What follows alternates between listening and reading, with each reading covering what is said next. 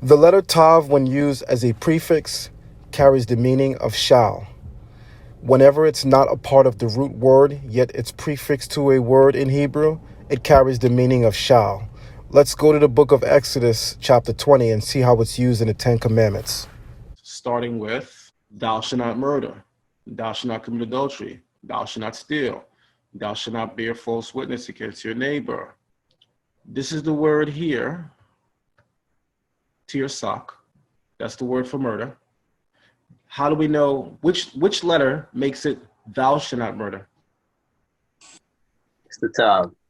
Excellent. This word is thou shalt not commit adultery.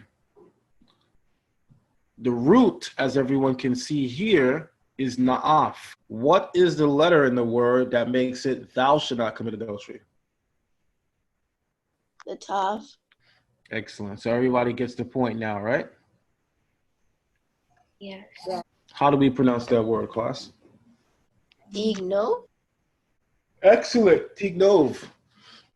How would you pronounce this word? Ganav. Ganav. Excellent. Ganav. And what does ganav mean? To steal. To steal. Let me ask a question. If someone is kidnapped, doesn't that also mean that someone stole them? Absolutely. Yes. So the Hebrew word for kidnap is ganav. There's a different word in Hebrew for stealing in any other sense. But ganav in the Bible always represents kidnapping. Let me show you. I'm going to take you through the Bible really quick and give you some examples. Ki gunov gunafti me'eretz ha'ivrim. What is he saying? For in truth, I was kidnapped from the land of the Hebrews. That's the word, ganav. Kidnap. Let me show you where else it's used. Exodus chapter 22. Now here is where it changes a little bit. The animal was stolen from him. He shall make restitution to its owner, right? What's the word for stolen here? Yep. Ganov. So now watch this. The English writers are making a difference between stealing and kidnapping because they said kidnapping is only, you can only kidnap a human. An animal can't be kidnapped. They were just stolen. Doesn't an animal belong to somebody's, doesn't an animal still have a mom? Yes. Wow. Yeah. Yeah. So the English term for this kind of thievery is kidnapping, and the English term makes it applicable only to humans. However, in Hebrew thought, you can kidnap animals too. And that's why the word ganav is used here. So the English translation is changing it to stolen, but it still is kidnapping. Let me go on and show you something else. Once we understand and once you guys get the teaching on what the different verb stems are, of which there are 7, let me show you. There's the pa'al, PL, hifil, hitpa'el, the hufal, the pu'al, and the nif'al. So pa'al is Jacob hit Esau. Nif'al would be Esau was hit by Jacob. The PL would be Jacob beat the heck out of Esau because the PL is very, very intensive. Everyone see where it says intensive? Yes. All right.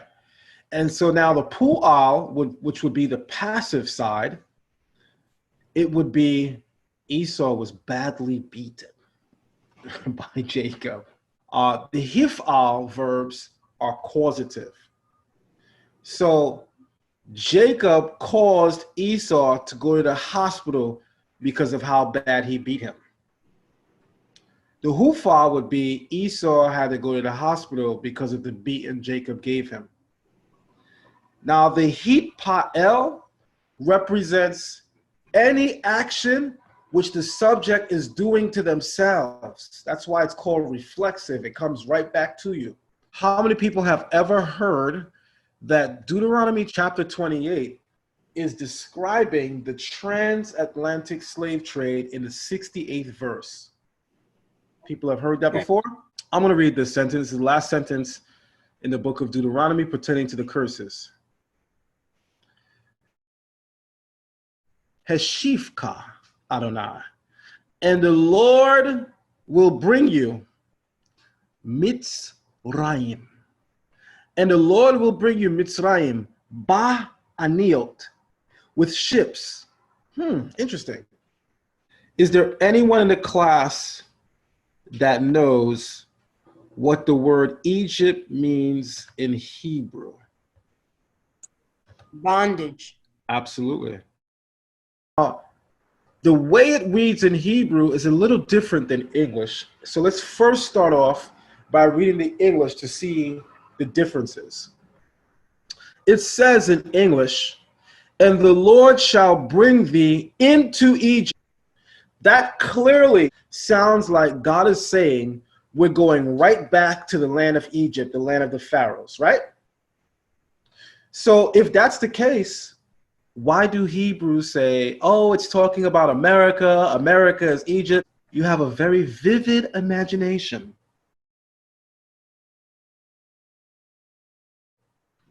Because it says here, and the Lord shall bring you into Egypt. That's describing a land, not a state. Because if it was talking about bondage, then that means we could be referring to any place like Egypt. But the fact that it says into Egypt means that it's really directed towards the land of Egypt that we know, that our ancestors knew. And this is how it's worded in English. So if I'm just reading the Bible in English, and it says, and the Lord shall bring thee into Egypt, and I'm thinking to myself, this must be America. Why? Because I'm brilliant. I figured out that the dollar bill has a pyramid on the back. I'm deep. Either you're deep or you have a vivid imagination. We're going to figure out which one it is. So if you're reading this in English only, it's incorrect to think of this as referring to America. If you're reading it in Hebrew, it's perfectly accurate. Because the Hebrew says, We heshivka Yahweh, which means, and the Lord shall bring you Mitzrayim, bondage. In Hebrew, it doesn't say the Lord shall bring you to Egypt, which would be a reference to the land of Egypt. There's no lamed in front of the mem. Lamed would mean to Egypt. The English is adding that. Nowhere in Hebrew does it say into or to. Hebrew simply says, We heshivka Adonai, or Yahweh, Mitzrayim, and the Lord shall bring you bondage. That's deep. Because now we can then look at this verse and apply it to America, which was a place of bondage for our ancestors for 400 plus years. Because we know that this cannot simply anymore be looked at as a reference to the land of Egypt that our ancestors knew, the Egypt on the continent of Africa, because if that were to be true, then a lamed needed to be in front of the mem. And then it would read, and the Lord shall bring you Wehashivka Le Mitzrayim, to Egypt, directionally referring to the land of Egypt, the land of the pharaohs. However, that is not what Moses wrote. He simply wrote, Wehashivka Adonai Mitzrayim, and the Lord shall bring you bondage. Ba'aniot, with ships. And the Lord shall bring you bondage with ships, sounding very much like the transatlantic slave trade now. Ba derek asher amarti by the way of which I said, leka, to you. So I'm going to say that again. Ba aniot, ba derek ashir amarti, with ships, by the way which I said, leka, to you. Lo, tosif, od, lir, rota. You shall not see it anymore again. And here is the word I want to focus on, because it's what we were looking at just now when we were talking about the heat pa'el verb stem. Remember, class, the heat pa'el Hebrew verb stem refers to any action which the subject is performing on themselves. So for instance, if the pa'al of this was Johnny beat Esau, the heat pa'el would be Johnny beat himself. If this was the pa'al of Johnny murdered or killed Esau, the heat pa'el would be Johnny killed himself, which, by the way, is suicide because you're doing something to yourself. So the heat pa'el reflects any action which the subject is performing on themselves. Wait on it. So the next word in Hebrew is hit makartem. The shoresh, or the root in Hebrew, is makar, which means to sell. When we read this in English, it reads, and the Lord shall bring thee into Egypt again with ships, by the way of which I said to you, you shall see it no more again. And there you shall be sold to your enemies for bondmen and bondwomen. So that the emphasis, it appears, is that we're being sold as commodity. We're being sold as livestock, like animals.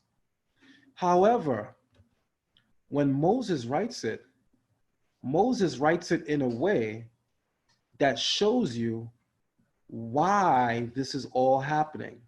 Because Moses writes this in a way that reminds you of the role your ancestors played in causing this to happen.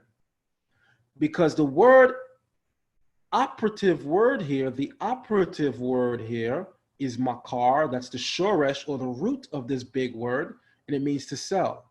You apply the heat pa'el verb stem. Everyone see it? Heat? Does everyone see heat? Yes. Yes. When you apply the heat before makar, and by the way, tem is just the plural. Heat makar tem literally means, and you sold yourselves, and you shall sell yourselves. So the way that Moses writes it in a way that allows for what we call accountability. This shifts the narrative. We can no longer come here and blame white people for all of our problems. We can no longer come here and blame America for all this that happens. Because Moses writes, Wehit makartem, you sold yourself. Meaning your ancestors caused this to happen because they did not keep God's laws. That revamps the psychology of looking at this. You no longer have to have this deep hidden hatred for others. What you now need to do is self-reflect. What did we do to cause this? Because we're not simply reading that we were kidnapped, stolen, and made to be slaves. But we're also reading that we caused this to happen. Because it says literally in Hebrew, Wehit makartem. You just got a bomb live in class.